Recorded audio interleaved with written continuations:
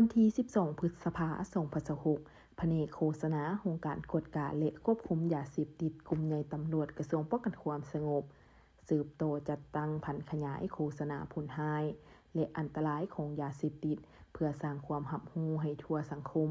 ได้เคลื่อนไหวโฆษณาอยู่เขงสีโกงนำพาโดยพันโทดาลินสุดาจันทร์รองหัวหน้าองค์การกวดกาและควบคุมยาเสพติดมีท่านนางสีสว่างแก้วดวงดีรองคณะกรรมการปกครองเขงประธานคณะกรรมการแก้ไขยาเสพติดเขงเซโกงพันเอกเฮียมไสยราชรองหัวหน้ากรมราชการป้องกันความสงบเขงเซโกง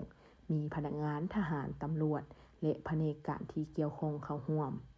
พันโทนางคำโกงพิชมพูหัวหน้าแผนกโฆษณาองค์การกวดกาและควบคุมยาเสพติดกลุ่มใหญ่ตำรวจได้ให้ความรู้เกี่ยวกับประเภทผลให้และความอันตรายของยาเสพติด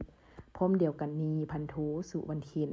รองหัวหน้าแผนกโฆษณาและควบคุมยาเสพติดได้นำเสนอเกี่ยวกับบางมาตราของกฎหมายนิติกรรมที่เกี่ยวข้องกับยาเสพติดและสายภาพวิดีโอละครสั้นให้พนักงานทหารตำรวจและแผนกการที่เกี่ยวข้องได้รับชมเพื่อให้รับรู้ถึงภัยอันตรายของยาเสพติดที่เกิดขึ้นในสังคมปัจจุบันการลงโฆษณาครั้งนี้ก็เพื่อเป็นการสร้างความรับรู้ให้พนักงานทหารตำรวจและแผนกการที่เกี่ยวข้องได้รับรู้และช่วยกันการสกัดกั้น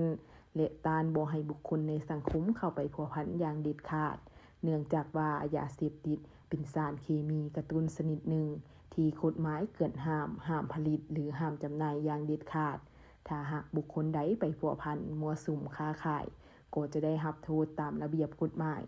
นอกจากนี้ยาเสพติดยังเป็นสาเหตุต้นโตของการเกิดปรากฏการณ์โยโทต่างๆเป็นต้นเมนการปุนจีสิงทรัพย์ฆ่าเจ้าเอาของอาละวาดตีกันลักทรัพย์และอื่นๆซึ่งเหตุการณ์ดังกล่าวได้สร้างความเสียหายทางด้านทรัพย์สิน